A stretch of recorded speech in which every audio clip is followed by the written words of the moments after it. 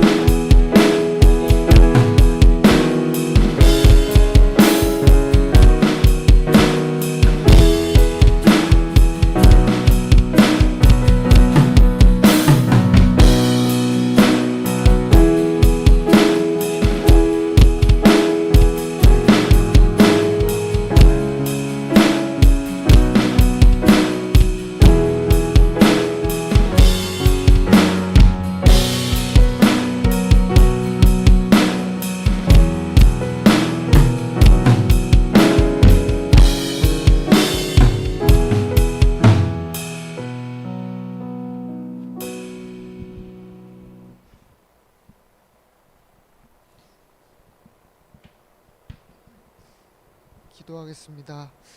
사랑이 많으신 하나님 감사합니다. 지난 일주일 동안도 안전하게 지켜주시다가 이 시간 좋지 않은 날씨 가운데서도 주님 앞에 나와 예배를 드릴 수 있도록 인도하신 하나님 감사합니다. 6월 22일 종강을 끝으로 모든 지체들이 긴 방학 일정에 들어갔습니다. 방학에 들어간 지 3주 정도 되어 가는데 지나간 3주 동안 학업에서 벗어나 각자의 일정, 쉼 가운데 살아가면서 편안함에 익숙해져서 주님을 떠나 사는 삶을 살지는 않았는지 돌아봅니다. 저희 군산지구의 모든 지체들이 방학 가운데 삶 속에서도 항상 믿음을 지키게 하시고 하나님을 가까이 하고 말씀을 가까이 하는 더욱 주님을 사모하는 방학이 되게 하여 주시옵소서. 이 쉼의 시간이 2학기 군산지구의 사역을 준비하는 재충전의 시간이 되게 하시고 재충전의 시간을 통해 2학기에는 군산지구 모두가 힘을 합쳐서 캠퍼스 복음화를 이뤄나가는 참된 일꾼들이 되게 하여 주시옵소서.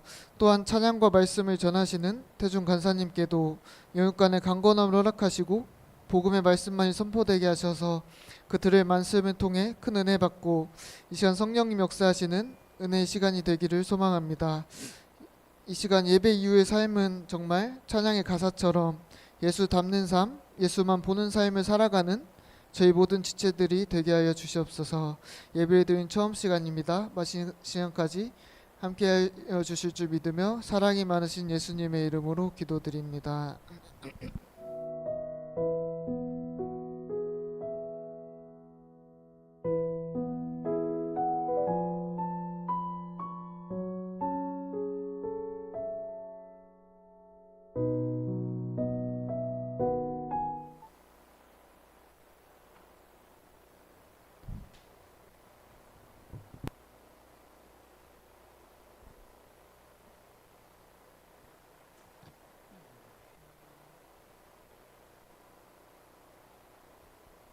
네, 여러분 반갑습니다. 네. 자, 오늘 여러분과 함께 나눌 말씀은 야고보서 1장 19절에서 27절입니다. 네, 우리가 방학 동안에는 야고보서 말씀을 나누기로 했었죠. 그죠? 그래서 이 야고보서가 흩어진 유대인들, 그러니까 디아스포라들이라는 그 부류의 사람들에게 쓴 편지로서 신앙이 굉장히 위태로운 성도들에게 필요한 교훈을 기록했다 이렇게 말했습니다. 그죠? 그래서 그 교훈의 첫 번째로 우리 삶 가운데 주어진 고난을 하나님께서 우리를 성숙해 하려 주시는 믿음의 시련으로 여겨야 한다. 고난을 그냥 무서운 거 두려운 게 아니라 하나님이 우리를 성숙해 하려는 믿음의 시련으로 여기고 또 우리가 힘이 부족하다면 하나님을 의지해서 그것을 기꺼이 감당해야 한다라고 지난 시간에 전했습니다. 고난의 유익을 생각해야 하는 거죠. 여러분 한 주간 어떻게 고난을 좀 잘 견디셨습니까? 고난을 잘 감당해 보셨나요? 우리가 하나님 안에서 고난을 두려워하지 않고 고난을 통해 더욱 성숙하게 되는 자들 되길 바랍니다. 오늘은 야고보서 두 번째 시간으로서 마찬가지로 성숙한 그리스도인이 되기 위해서 또 어떤 지혜가 필요한지를 한번 살펴보겠습니다. 특별히 요즘 세대들이 관심 있어 하고 또 중요하게 생각하는 좀 감정에 대해서 이야기해 보려 합니다. 감정. 네. 제가 T로서 감정에 대해서 좀 무딘 편인데, 네. 그러나 이제 어떤 저의 생각이 아니라 말씀 가운데서 야고보가 주는 그 교훈들을 한번 여러분과 나눠보려 합니다. 자, 그럼 우리 같이 오늘 본문 한 절씩 교독하도록 하겠습니다. 제가 먼저 읽겠습니다. 내 사랑하는 형제들아, 너희가 알지니 사람마다 듣기는 속히 하고 말하기는 더디하며 성내기도 더디하라.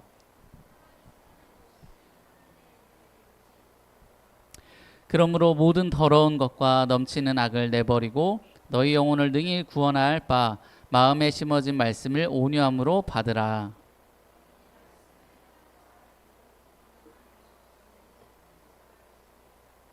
누구든지 말씀을 듣고 행하지 아니하면 그는 거울로 자기의 생긴 얼굴을 보는 사람과 같아서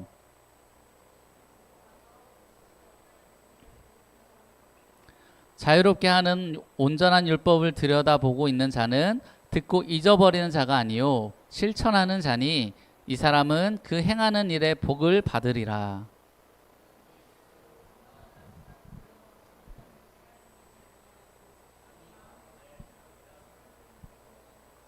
같이 읽겠습니다. 하나님 아버지 앞에서 정결하고 더러움이 없는 경건은 곧 고아와 과부를 그 환난 중에 돌보고 또 자기를 지켜 새 속에 물들지 아니하는 그것이니라. 아멘. 네. 네. 지난 시간 메시지나 앞서 서론에서 이야기했듯이 고난 혹은 어떤 삶의 문제가 요겁니다. 발생했을 때 우리가 좀 성숙하고 의연하게 이렇게 대처하고 싶잖아요. 그죠? 그렇게 하고 싶지만 그게 또 말처럼 잘 안 되는 경우가 많습니다. 고난이 발생하면 일단 짜증, 화남, 두려움, 슬픔 이런 감정들이 이렇게 느껴지죠. 특히 그 중에 대부분은 아마 짜증과 화남이 일어날 것입니다. 그죠? 어떤 문제가 팍 터졌을 때 진짜 짱나네 이렇게 그런 마음이 드는 거죠. 누군가 나에게 상처되는 말과 행동을 해서 행동을 하거나 또는 누가 팀플을 하는데 과제 그 일을 막 나한테 떠넘기거나 이러면 어때요? 그래도 막 그럴 수 있지 내가 다 할게 뭐 이러십니까? 여러분 착해서 그럴 수도 있을 것 같긴 한데 그래도 일반적으로는 짜증나고 화나잖아요.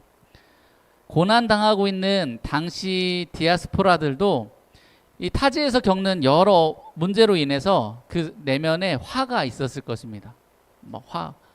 열받는 거예요.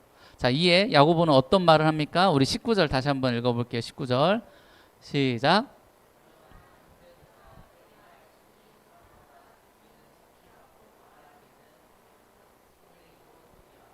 아멘.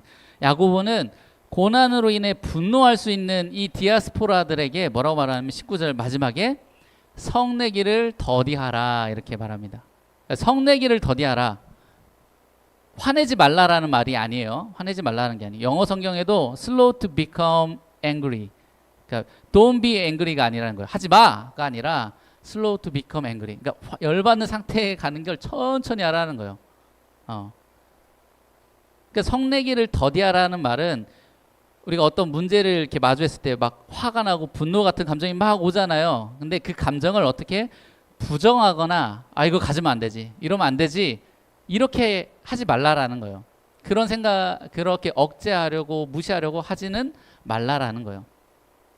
그러니까 더디하라는 것은 다시 말해 감정을 무시하라는 게 아니라 감정대로 행동하는 것.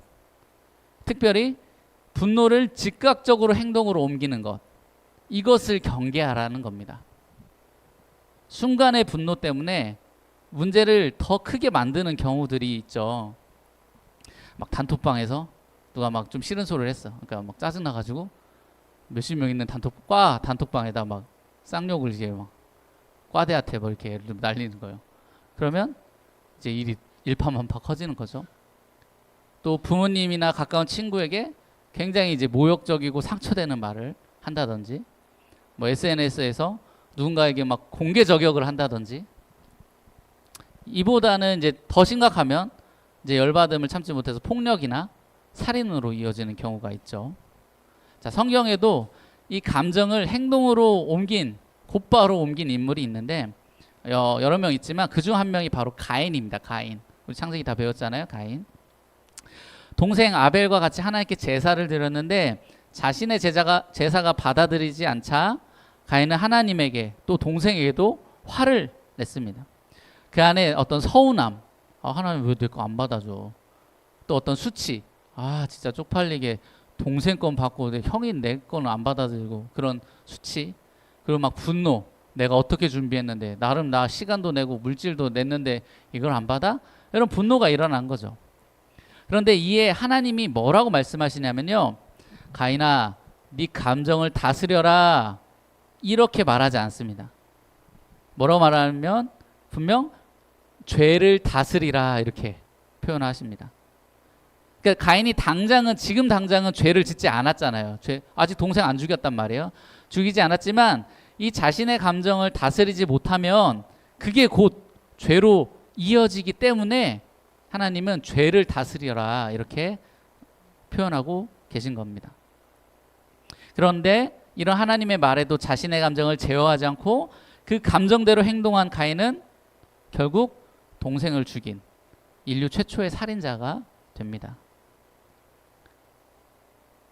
자, 20절 이어서 읽어볼까요? 20절, 오늘 본문 20절 시작.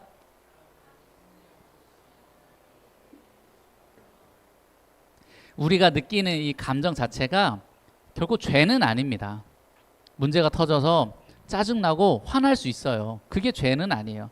하지만 그 감정을 절제하지 못한다면, 절제되지 않은 그 감정과 그에 따른 행동은요, 죄가 될 가능성이 매우 매우 높습니다.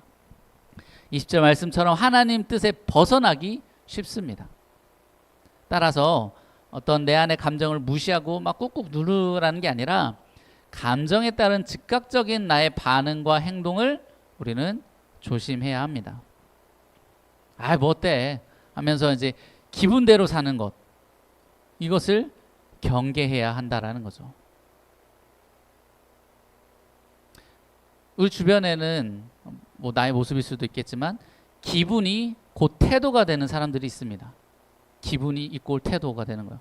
기분 좋을 때는 말도 상냥하게 하고 친절하다가 기분 나쁘면 막 틱틱대고 분위기 깨는 행동을 하는 사람들이 있죠. 자, 이런 모습, 이런 행동 가운데 여러분 유익함이 있습니까? 유익함이 있어요? 없죠. 엄마가 기분 좋을 때는 아이를 잘 돌보고 기분 나쁘면 아이를 내팽개쳐 두고 그러면 아이가 잘 자라날까요? 안 되겠죠. 가정 분위기가 좋을까요? 아니겠죠. 기분 좋을 때는 막 공동체에 헌신하고 기분 나쁘면 막 바로 봉사 같은 거 다 그만두고 이러면 성숙하다 과연 말할 수 있을까요? 공동체 분위기는 어떻게 됩니까? 나빠지는 거죠. 내가 외롭다는 이유로 이 사람 저 사람 만나고 어느 정도 내 외로운 감정이 해소되면 자기 하고 싶은 것만 하고 이러면 연애가 제대로 됩니까? 안 되겠죠. 성숙한 그리스도인은 결코 감정대로 말하고 기분대로 행동하는 자가 아닙니다. 하나님의 뜻을 이루기 위해 혹은 공적 유익을 위해서라도 우리는 우리의 감정을 절제하고 또 감정에 따른 자신의 행동을 깊이 고려할 수 있어야 합니다. 앞서 말했지만 기분이 곧 태도가 되는 그런 좀 미성숙함을 우리는 이제 좀 탈피해야 하는 거예요. 그죠? 제가 앞에서 설교하는데 오늘 기분이 너무 나쁘다고 저 자존감이 너무 떨어졌어요. 저 내려가겠습니다. 이러면 이게 뭐가 돼요? 그렇죠? 우리가 좀 성숙해진다는 것은 자기 감정에 대해서 제대로 인지하고 그것을 바로 행동으로 하는 게 아니라 생각을 계속하면서 사력 있게 행동하는 것입니다. 이 자리에 있는 저와 여러분이 성내기를 더디할 수 있는, 감정을 절제할 줄 아는 그런 그리스도인 되길 바랍니다. 자, 그런데 이 감정 절제라는 게 이게 말처럼 쉬운 게 아니죠. 그죠? T인 사람은 잘하고 F인 사람은 못하고 그런 게 아닙니다. 고난 앞에서는 누구나 다 감정이 요동칠 수 있습니다. 이에 야고보는 성내기를 더디하라 이것만 얘기하진 않고요. 감정을 절제할 수 있는 방법도 함께 말하는데요. 우리 다시 한번 19절 말씀 같이 한번 읽어보겠습니다. 시작.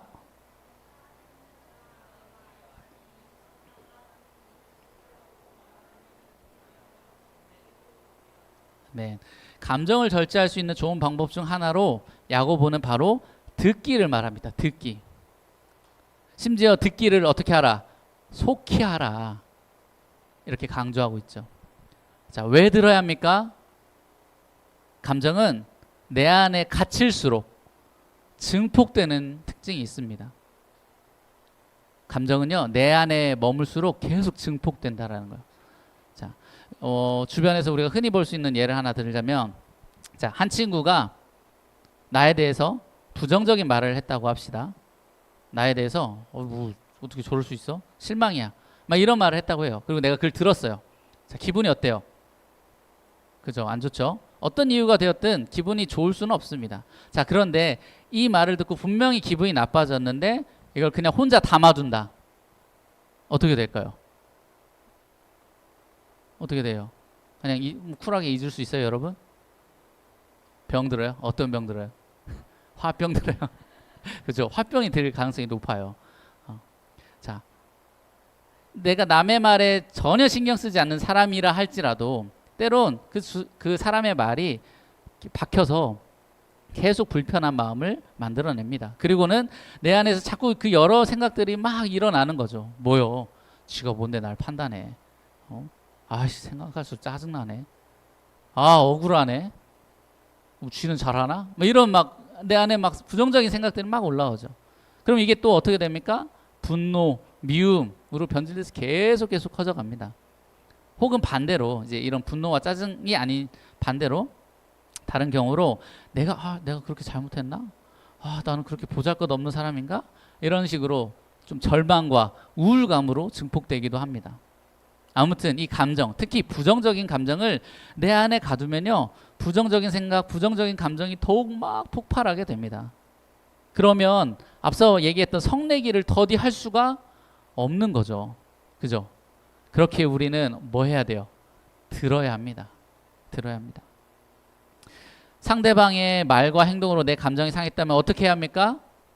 상대가 왜 그런 말과 행동을 했는지를 들어야 합니다.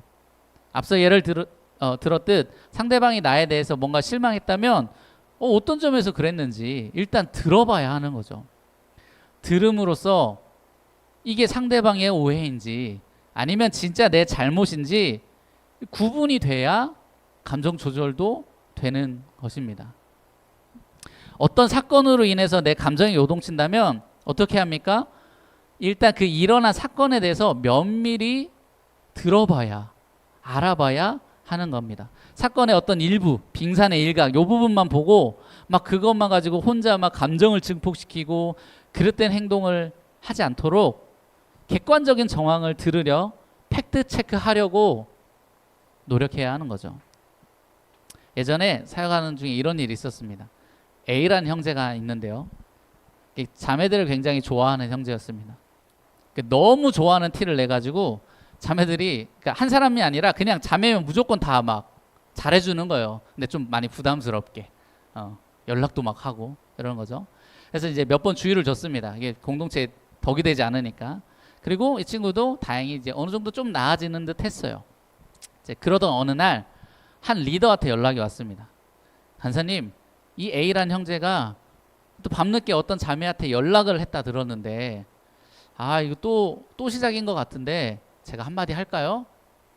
자, 이렇게 연락이 온 거죠. 이 말을 들었을 때 저도 사실 솔직히 이 자식 또 그러나 살짝 언짢았습니다.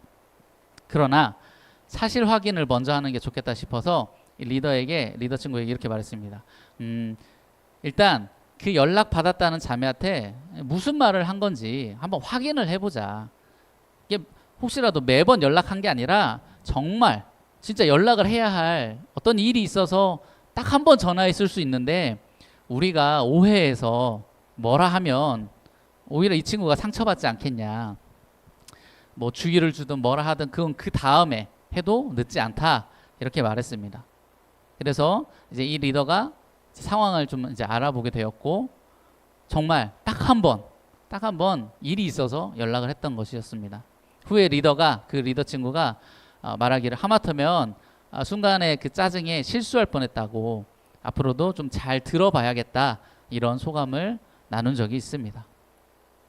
이처럼 들음은 우리의 감정을 조절하는 데 유익합니다. 그러니 어떤 고난의 문제를 만나 내 감정이 막 요동칠 때 상대의 말을 듣고 사건의 전말을 들으려 하길 바랍니다. 아, 불편해요. 아, 몰라요. 마주하기 싫어요. 귀찮아요. 그러면서 혼자 생각하고 혼자 감정을 처리하려 하지 않길 바랍니다.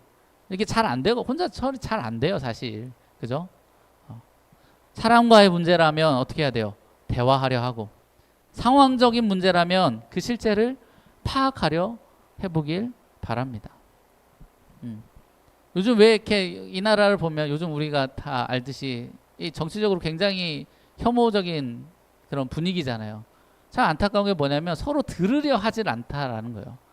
그냥 너는 구구고 너는 빨갱이고 이러면서 그냥 아예 들을 생각을 하지 않고 자기 프레임에 갇혀서 계속 자기만의 생각과 자기만의 감정에 계속 깊이 파고드니 분노만 계속 증폭되는 거죠. 그죠? 참 안타까운 현실입니다. 들어야 합니다.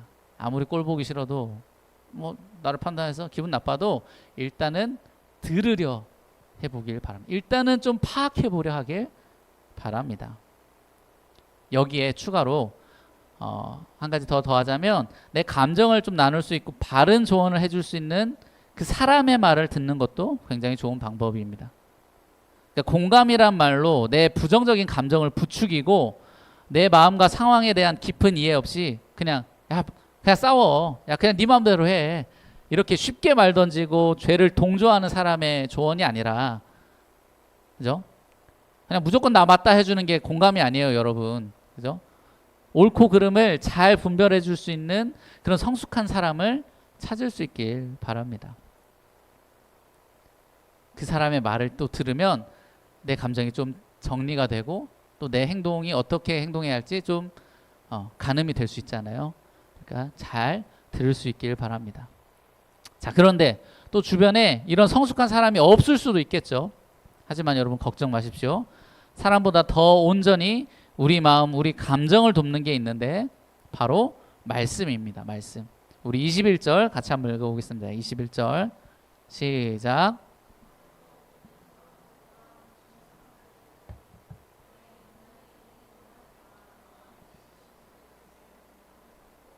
아멘. 사람의 말을 듣는 것도 중요하지만 사실 그보다 더 중요한 건 바로 내 안에 더러운 것, 내 안에 악이 들어서지 않도록 역사하는 말씀을 듣는 게 더욱 중요합니다. 하나님의 말씀은 여기 21절 나온 것처럼 우리의 영혼을 능히 구원할 능력이 있습니다. 우리의 영혼을 지킬, 온전케 할 능력이 있다라는 거죠. 시편 1장 2절 3절에도 이 말씀의 능력이 기록되어 있는데요. 제가 읽어보겠습니다. 네. 오직 여호와의 율법을 즐거워하여 그의 율법을 주야로 묵상하는도다. 그는 시냇가에 심은 나무가 철을 따라 열매를 맺으며 그 잎사귀가 마르지 아니함 같으니 그가 하는 모든 일이 다 형통하리로다. 하나님의 말씀은 나의 감정과 행동 또 나아가 나의 삶을 더 깊은 문제와 죄로 인도하는 게 아니라 형통으로 평안으로 인도하는 능력이 있습니다. 따라서 우리가 성숙한 그리스도인이 되려면요, 감정이 나를 지배하게 두는 게 아니라 말씀이 감정을 절제하도록 말씀을 들어야 합니다. 말씀이 감정을 절제하도록 말씀을 들어야 한다라는 거죠. 자, 23, 24절 오늘 보면 23, 24절 읽어보겠습니다. 시작.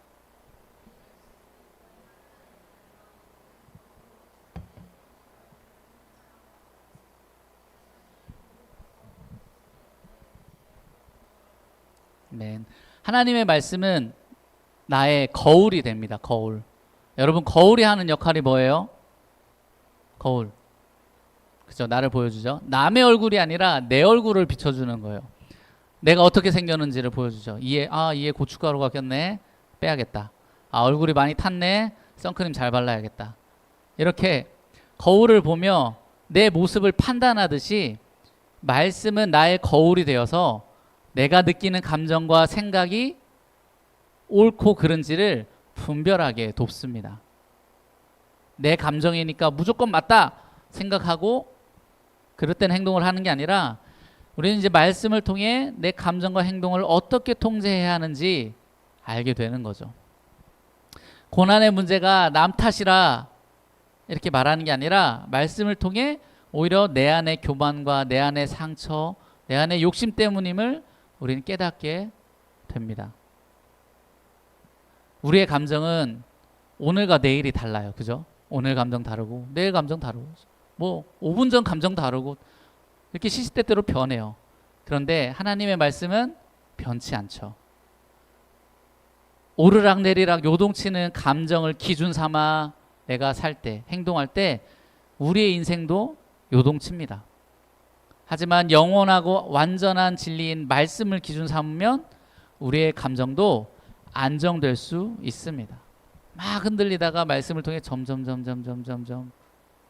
이렇게 동전 이렇게 굴르다가 이렇게 안정되는 것처럼 우리의 감정도 그렇게 안정된다라는 거죠. 물론 인간의 연약함이 있기 때문에 말씀을 본다 해서 지금 당장 100% 내 감정이 절제되는 건 아닐 수 있겠지만 하나님 말씀이 완전한 기준이요 나를 형통케 함을 기억하면서 우리가 말씀 듣기를, 말씀 가까이 하기를 힘쓸 수 있길 바랍니다. 열받는 일, 상처받는 일, 우울한 일이 있을 때 어떻게 해야 돼요? 입을 뒤집어 쓰는 게 아니라 성경을 펴고 말씀 들을 자리로 나아가는 저와 여러분 되길 바랍니다. 하나님이 지금 내 모습을 보시며 뭐라 말씀하시는지, 내게 무엇을 원하시는지를 들을 수 있길 원합니다. 그럴 때 그 말씀이 우리의 생각과 마음 그리고 삶을 안전하게 지킬 것입니다. 아시겠죠? 자, 이어서 우리 25, 27절 같이 한번 읽어보겠습니다. 시작.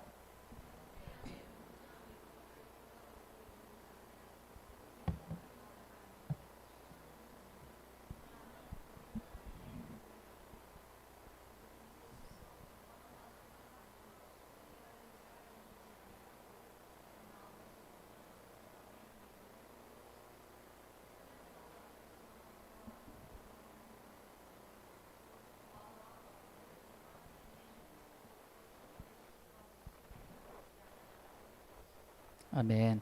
야고보는 말씀을 듣는 데서 멈추지 않고 말씀을 행할 것까지 이야기합니다. 말씀이 우리 감정과 삶을 온전케 하려면 듣는 데서 멈추지 않고 행동까지 나아가야 한다라는 거죠.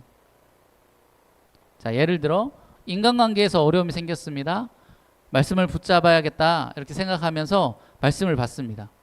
하필 또 막 이웃을 네 몸과 같이 사랑하라, 용서해라, 뭐 이런 말씀이에요. 그럼 어떻게 해야 합니까? 어려움을 준 상대를 용서하고 사랑하는 모습까지 나와야 하는 거죠.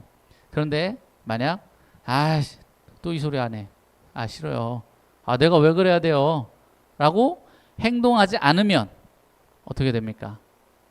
문제가 온전히 해결되지 않겠죠. 그러니까 앞서 말씀을 거울이라 했는데 거울을 일단 받고 그 거울을 통해서 내 이에 고춧가루가 꼈다라는 것을 알았어요. 그럼 어떻게 해야 돼요? 빼야죠. 빼는 행동까지 가야 완전해지는 거죠.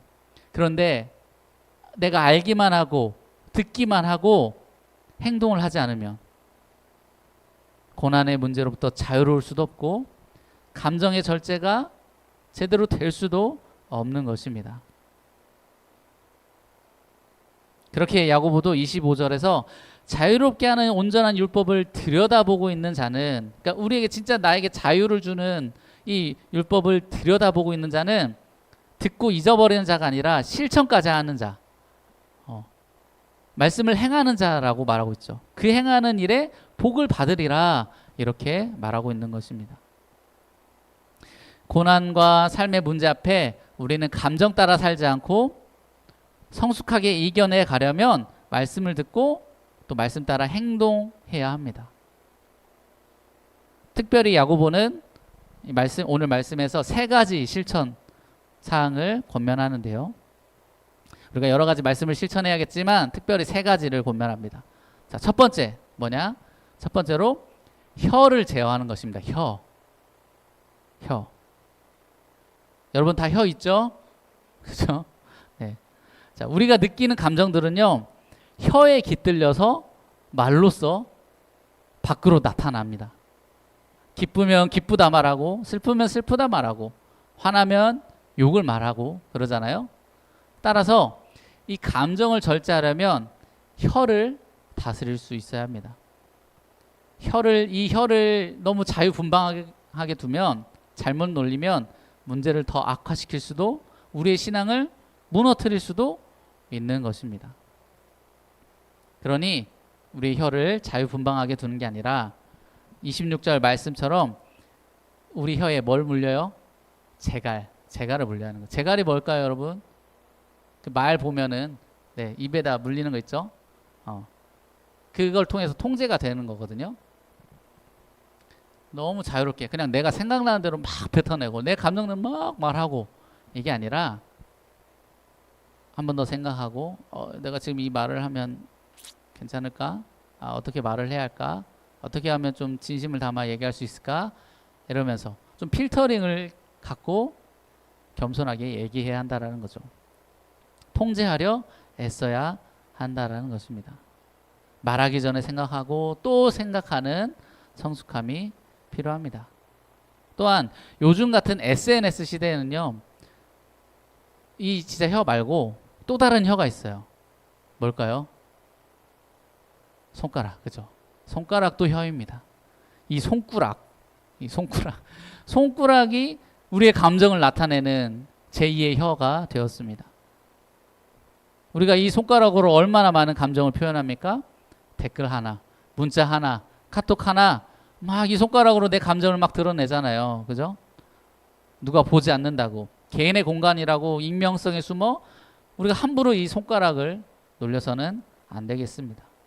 SNS가 개인 공간이라고 하는데 좀 그렇지만 저는 정말 말도 안 되는 소리라고 생각합니다. 왜?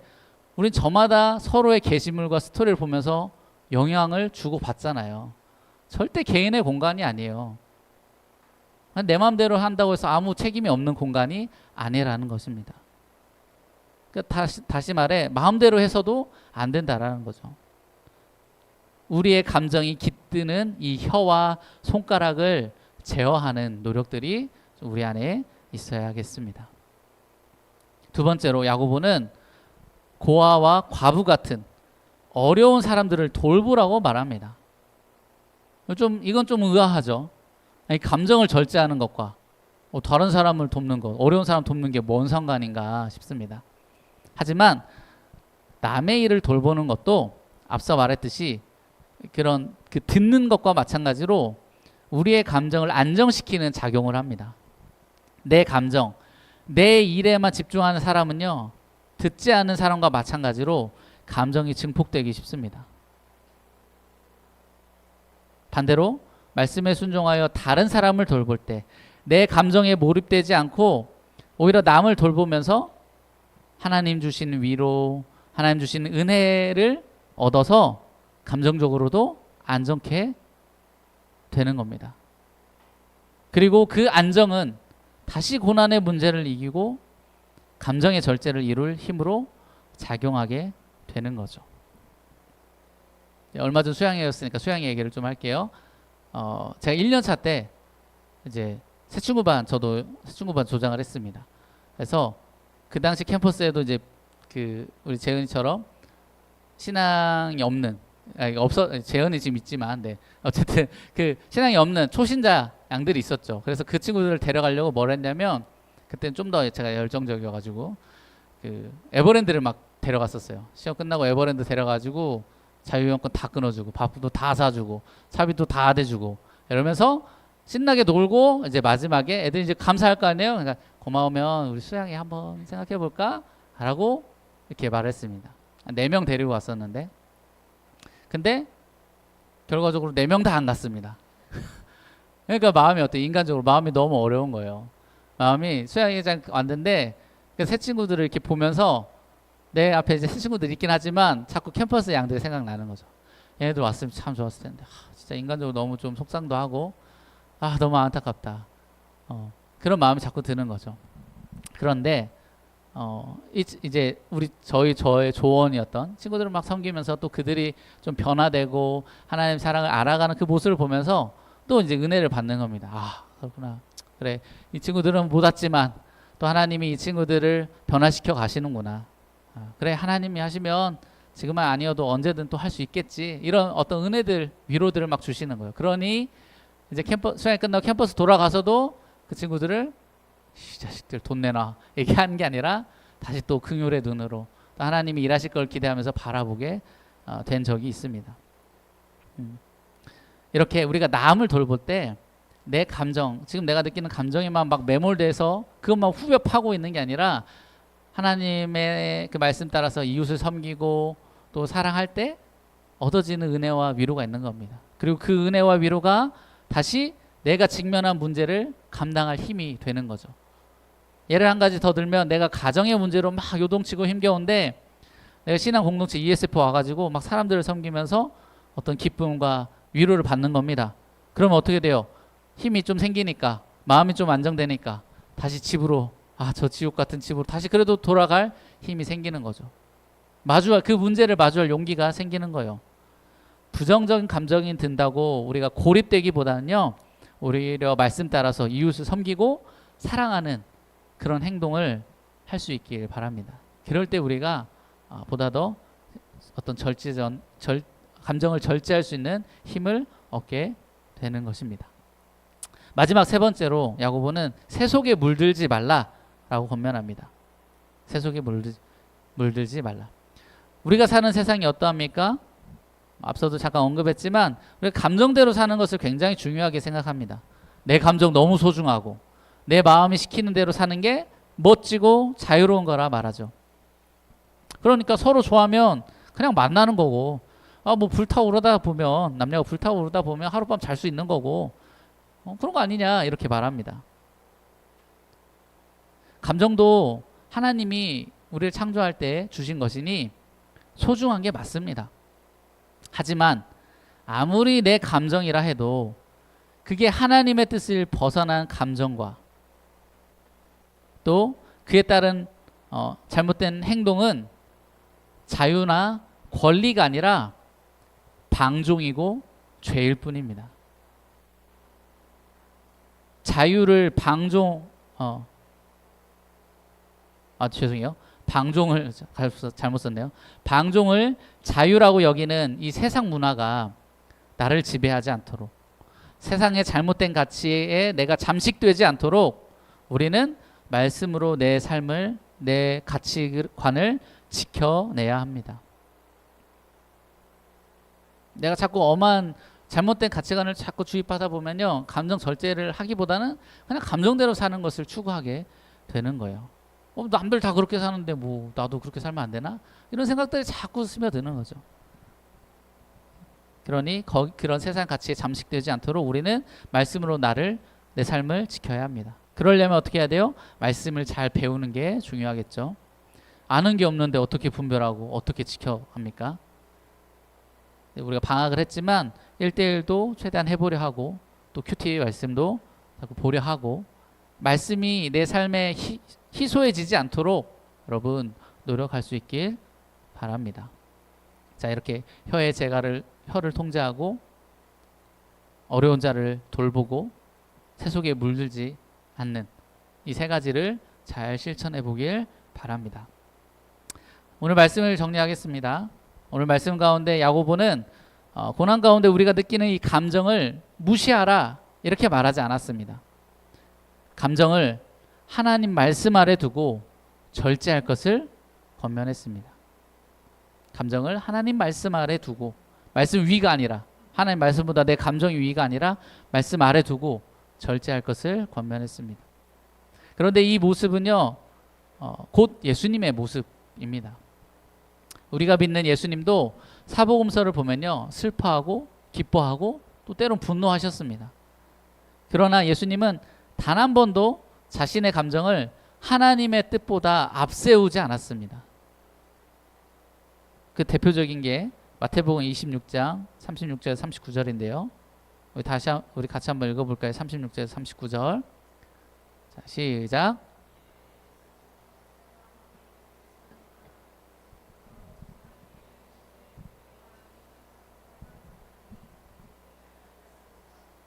베드로와 세베대의 두 아들을 데리고 가실 때 고민하고 슬퍼하사 이에 말씀하시되 내 마음이 매우 고민하여 죽게 되었으니 너희는 여기 머물러 나와 함께 깨어 있으라 하시고 조금 나아가사 얼굴을 땅에 대시고 엎드려 기도하여 이르시되 내 아버지여 만일 할만하시거든 이 잔을 내게서 지나가게 하옵소서.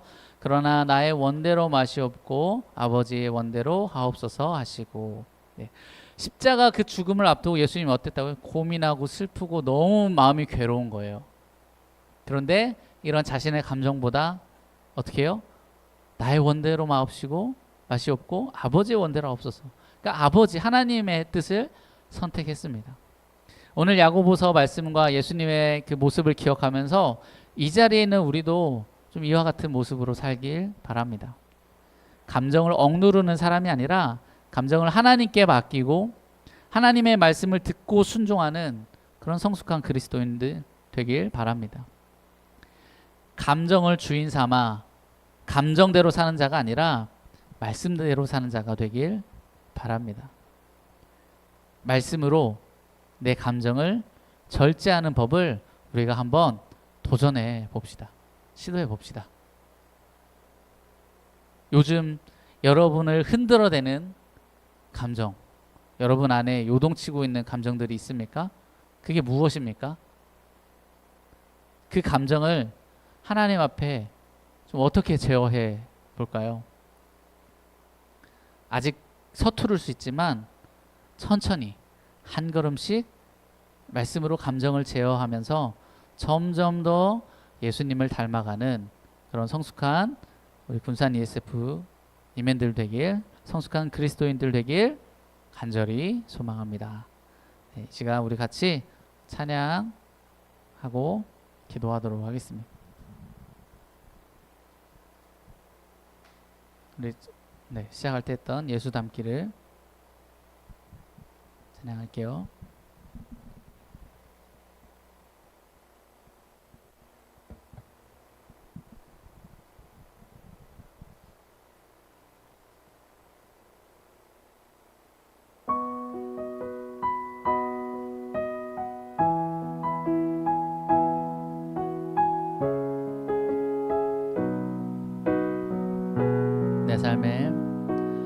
내 삶의 소망 내가 바라는 안부 예수 닮기를 내가 원하네 한없는 사랑 풍성한 긍휼 예수 닮기를 내가 원하네 예수 닮기를 예수 보기를 예수만 높이기 내가 원하네 내 평생 소원 예수 닮기를 예수만 닮기를 내가 원하네 온유하시고 온유하시고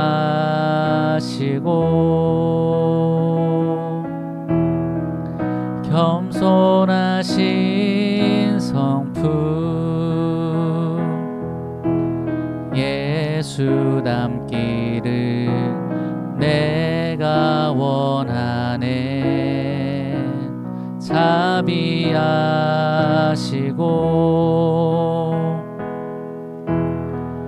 위로자 되신 주 예수 닮기를 내가 원하네. 예수 닮기를 예수 보기를 예수만 높이기 내가 원하네. 내 평생 소원 예수 닮기를 예수만 닮기를 내가 원하네. 이 시간 들은 말씀 기억하면서 함께 기도하면 좋겠습니다. 함께 결론 설교 뒷부분에도 얘기했지만 요즘 여러분 안에 여러분 그 내면에 자리 잡고 있는 어떤 감정들 혹시 있습니까? 내 삶을 자꾸 요동치게 하는, 내 삶을, 내 마음을 자꾸 어렵게 하는 그런 감정들이 있습니까? 그러면 그 감정들을 오늘 말씀 기억하면서 좀 하나님 앞에, 하나님의 말씀 앞에 가져가길 바랍니다. 하나님, 제 마음을 좀 만져주십시오. 제가 이 감정을 어떻게 또 절제해야 할지, 어떻게 행동해야 할지 말씀으로, 성령으로 일러주시고 내 삶을 온전한 길로 예수님 닮은 모습으로 인도하여 달라고 이렇게 기도할 수 있으면 좋겠고, 혹 지금 당장 어떤 문제가 없다 할지라도 우리가 찬양했던 것처럼 또 말씀 들었던 것처럼 하나님, 제가 더욱더 감정을 잘 절제할 줄 아는 그런 성숙한 그리스도인이 되길 원합니다. 저를 도와주시옵소서라고 우리 같이 기도하며 나아가겠습니다. 기도하겠습니다. 사랑에 많으신 하나님 아버지, 오늘 말씀을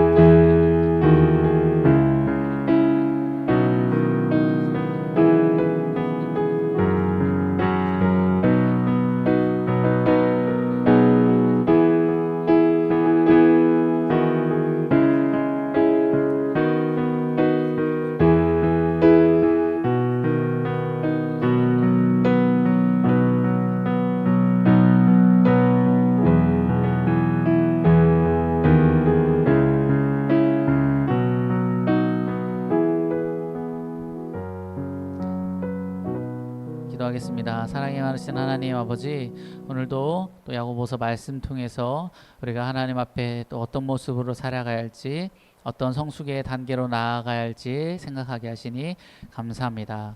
하나님, 바라기는 오늘 그 야고보의 권면처럼 우리가 성내기를 더디하고 하나님의 어떤 우리 안에 그 감정이 요동칠 때에 하나님의 말씀을 더 붙잡고 그 고난의 문제, 감정의 절제를 이루어가는 저희들 될 수 있도록 인도하여 주옵소서. 기분이 곧 태도가 되는 그런 모습이 아니라 정말 우리의 감정마저도 하나님께 내어놓고 하나님의 말씀 따라 행할 줄 아는 자들 되길 간절히 소망합니다. 우리가 내 안의 감정을 잘 절제할 수 있도록 하나님 말씀을 더 들으려 할 수 있게 하여 주시고 내 혀에 재갈을 물릴 수 있게 하여 주시고 감정이 요동칠 때 오히려 어려운 이웃을 도울 줄 알고 또 세상의 그 가치관으로부터 물들지 않도록 말씀을 더 붙잡는 우리의 모습이 될 수 있길 간절히 소망합니다. 이 어려운 그 감정의 문제를 이렇게 말씀으로 주님 안에서 지혜롭게 해결해가고 더 성숙한 단계로 나아갈 수 있도록 주님 인도하여 주옵소서.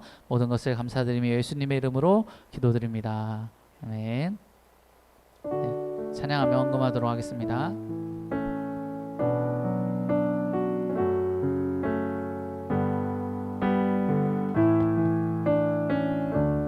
내게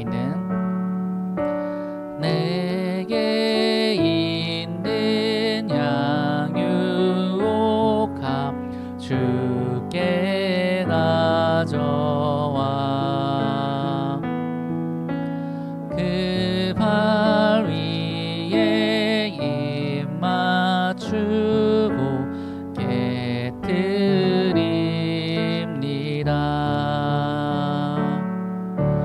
나를 위해 엄한 산길 오르신 그 발 걸음마다 크신 사랑 새겨놓았네.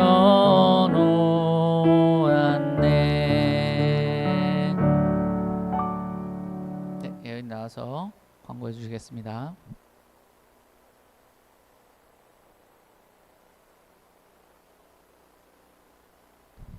와우. 고양이는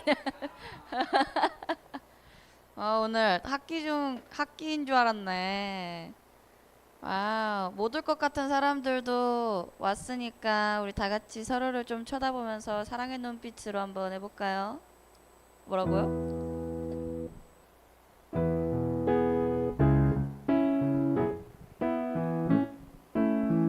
서로 바라보면서 하나님의 사랑이 당신의 삶 가운데 가득하기를 축복합니다. 하나님의 은혜가 우리 가운데 가득하. 한 번 더 도망가지 말고요. 서로 바라보면 현주이 뒤도 봐주세요. 하나님의 사랑이 당신의 삶 가득하기를 축복합니다. 하나님의 은혜가 우리 가운데 가득하길 기도합니다. 잘했어요. 자, 공지가요 똑같은데요. 최근에 저한테 문의가 개인적으로 왔어요. 그거 좀 잘 보세요. 알았죠? 네, 방학 중에 5시 예배고요. 5시 예배고요. 늦는 사람 뭐 특강 제가 지금 특강 기간이어가지고 특강이나 아무튼 근로나 이런 걸로 늦는 사람들 그 확실하게 말씀해 주세요. 그리고 회관 방학 문의가 들어왔었어요. 회관 방학 언제라고요? 7월 23일이랑 8월 6일 한 주 건너뛰고입니다. 그 가운데 주는 나와야 돼요. 알았죠? 저 그때도 쉬는 줄 알았는데요. 아니에요. 저 여러 번 얘기했어요. 자, 한 주 쉬고 유스캠프 있는 그 주 쉬고 그 다음 주 30일 나오고 그 다음 주 쉬는 겁니다. 네. 그리고 네, 그래서 그 사이에 익산지구가 와요. 익산지구가 왔는데 군산지구 태준 가사님만 와 있으면 안 되겠죠? 네, 그러니까 익산지구 당황하지 않게 많이 와주세요. 네, 1대1 말씀에도 들었다시피 1대1 계속해서 하시고요. 만약에 목자님이 너한테 말을 안 건다 그러면 목자님 우리는 언제 합니까? 이렇게 하세요. 닥달하세요. 네. 네. 네, 그래서 유스캠프 우리 23일날 방학이라고 했죠? 저 때 유스캠프 하고 있으니까요. 그때 태준 간사님의 폐회 예배 그 메시지를 하세요. 그러니까 서천이니까 가까우니까 와서 강태준 하고 싶은 사람 오시고요. 저도 가니까요. 네, 맛있는 거 먹고 싶으면 사달라고 하고 오시고요. 네, 놀러 오세요. 아직 신청 기간 안 끝났나요? 본인 교회 중고등부 수련회가 안 정해졌다거나 아니면은 중고등부 수련회가 있는데 내가 아는 저 친구만큼은 저기 꼭 데려갔으면 좋겠다는 친구들 개인 참여로도 하고 있으니까요. 제 동생도 개인 참여로 가거든요. 교회 수련회 따로 하고. 그러니까 동생 데려오세요. 개인 참여로 데려오세요. 네, 그러니까 뭐 문의하실 분들은 문의 주시면은 포스터랑 다 드릴게요. 네, 그래서 그 50주년 학생학사 연합 수양회 저것도 한남대 대전 한남대에서 하니까요. 가실 분들 말씀을 해주세요. 알았죠? 그래야 같이 가니까요. 그래서 그 딱 그 행사는 50주년 기념식 타임테이블도 나왔구나. 그 중간 날 목금토인데 딱 중간 날 금요일 날 하니까 저 때 우리 다 같이 가면 돼요. 렛츠고. 네, 가면 됩니다. 네. 네, 계좌 안내 온라인 헌금이랑 문서비 계좌 이렇게 있고요. 일량 구매 안 하신 분들 빨리빨리 하시고요. 지금 7월 시작한 지 얼마 안 됐으니까 9일이네. 얼마 안 됐으니까 네, 안 늦었으니까요. 네, 7, 8월 오잖아요. 네. 지금 구매하셔야 됩니다. 네, 주기도문 하고 오늘 예배 마치도록 할게요. 하늘에 계신 우리 아버지여, 이름이 거룩히 여김을 받으시오며 나라의 임하옵시며 뜻이 하늘에서 이루어진 것 같이 이 땅에서도 이루어지이다. 오늘날 우리에게 일용할 양식을 주옵시고 우리가 우리에게 죄 지은 자를 사하여 준 것 같이 우리 죄를 사하여 주옵시고 우리를 시험에 들게 하지 마옵시고 다만 악에서 구하옵소서. 내게 나라와 권세와 영광이 아버지께 영원히 있사옵나이다. 아멘.